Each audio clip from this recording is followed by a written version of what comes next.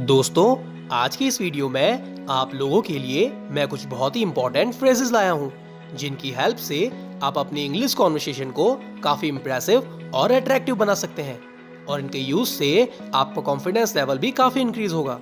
इन phrases की खास बात यह है कि ये आपकी बात को एक बहुत ही इम्प्रेसिव वे में एक्सप्रेस करते हैं जिससे सामने वाले पर आपका एक अच्छा इम्पैक्ट पड़ता है। सो गाइस, वीडियो बहुत ही इंटरेस्टिंग होने वाली है, इसे एंड तक देखें एंड आई एम श्योर कि आप इस वीडियो से बहुत कुछ सीख के जाएंगे। सो फ्रेंड्स, मैं हूं आपका दोस्त Mike and you are watching rise of something. Now without wasting any more time, let's start it.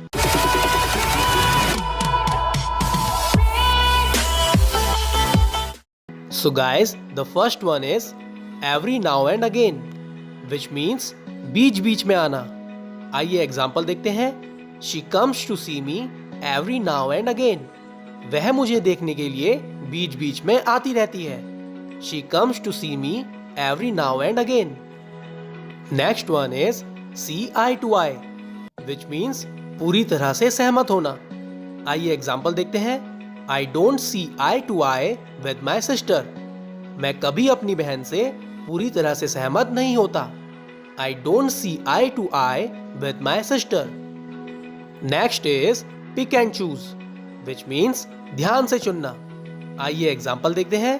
We must pick and choose our career before it is too late. हमें अपना career समय रहते सावधानी से चुन लेना चाहिए। We must pick and choose our career before it is too late. Next one is betwixt and between, which means आपस में आधा आधा। आइए एग्जाम्पल से समझते हैं। Whatever they earn, they will share betwixt and between. वे जो कुछ कमाएंगे उसे आपस में आधा आधा बांटेंगे। Whatever they earn, they will share betwixt and between. Next is all and sundry, which means हर एक, हर कोई या फिर सभी। आइए एग्जाम्पल से समझते हैं। The club is open to all and sundry. Club सभी के लिए खुला है। The club is open to all and sundry. Next one is fair and square, which means ईमानदार या फिर उचित। आइए इसे एग्जाम्पल से समझते हैं। We won the match fair and square. हमने ईमानदारी से मैच जीता। We won the match fair and square. Next is again and again, which means बार बार। आइए एग्जाम्पल से समझते हैं। We shouldn't commit mistakes again and again. हमें बार बार गलतियां नहीं करनी चाहिए। We shouldn't commit mistakes again and again. Next is bag and baggage, which means बोरिया बिस्तर के साथ। आइए इसे एग्जाम्पल से समझते हैं।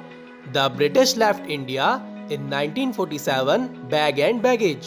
ब्रिटेन वासी 1947 में बोरिया बिस्तर के साथ भारत छोड़ गए।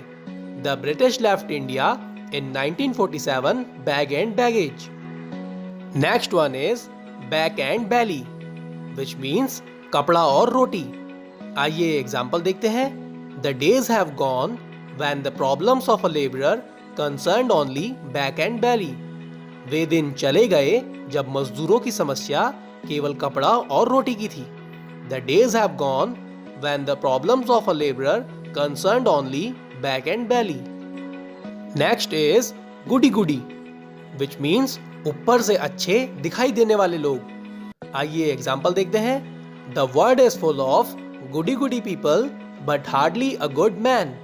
दुनिया ऊपर से ही अच्छे दिखाई देने वाले लोगों से भरी पड़ी है, पर कोई अच्छा इंसान बड़ी मुश्किल से मिलता है। The world is full of goody goody people, but hardly a good man. Next one is hodgepodge, which means अस्त व्यस्त या फिर गड़बड़ करना। आइए एग्जाम्पल देखते हैं। While trying his hand at cooking for the first time, he made a hodgepodge of everything. पहली बार खाना बनाने की कोशिश में उसने सब कुछ गड़बड़ कर दिया। While trying his hand at cooking for the first time, he made a hodgepodge of everything. Next is tittle tattle, which means गप मारना। आइए एग्जाम्पल से समझते हैं। We just waste our time in tittle tattle. हम गप मारने में सिर्फ अपना समय बर्बाद करते हैं. We just waste our time in tittle tattle. Next one is rain or shine, which means चाहे कैसा भी मौसम क्यों ना हो. आइए इसे एग्जाम्पल से समझते हैं. Rain or shine, we must attend to our duties. चाहे कैसा भी मौसम क्यों ना हो, हमें अपने काम पर जाना चाहिए. Rain or shine, we must attend to our duties. Next is ins and outs, which means छोटी से छोटी बातें जानना. आइए एग्जाम्पल देखते हैं. He knows all the ins and outs of this profession. वह इस पेशे की छोटी से छोटी बातें जानता है. He knows all the ins and outs of this profession. Next one is all in all, which means सब मिलाकर या फिर कुल मिलाकर. आइए एग्जाम्पल से समझते हैं. All in all, it had been a great success. कुल मिलाकर यह एक बड़ी सफलता थी. All in all, it had been a great success.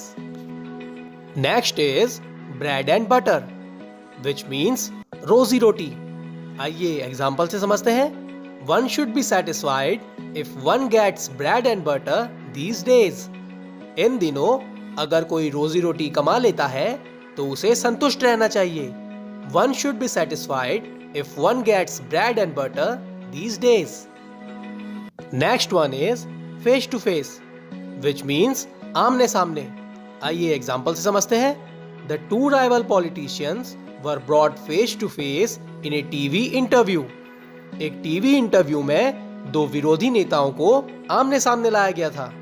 The two rival politicians were brought face to face in a TV interview. Next is hand in hand, which means हाथ से हाथ मिलाकर या फिर साथ साथ.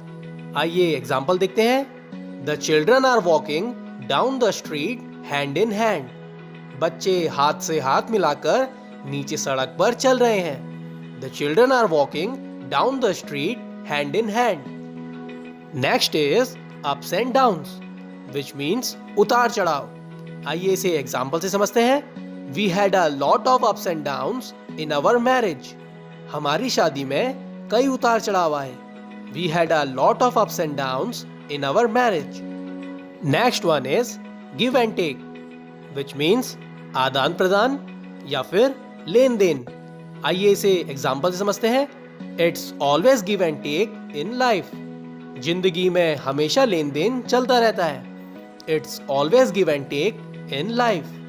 So guys, I'm sure कि आपको सारी फ्रेजेस अच्छे समझ आ गई होगी और कुछ इंपॉर्टेंट फ्रेजेस और भी हैं जिन्हें मैं आने वाली वीडियोस में आप लोगों के लिए लाता रहूंगा.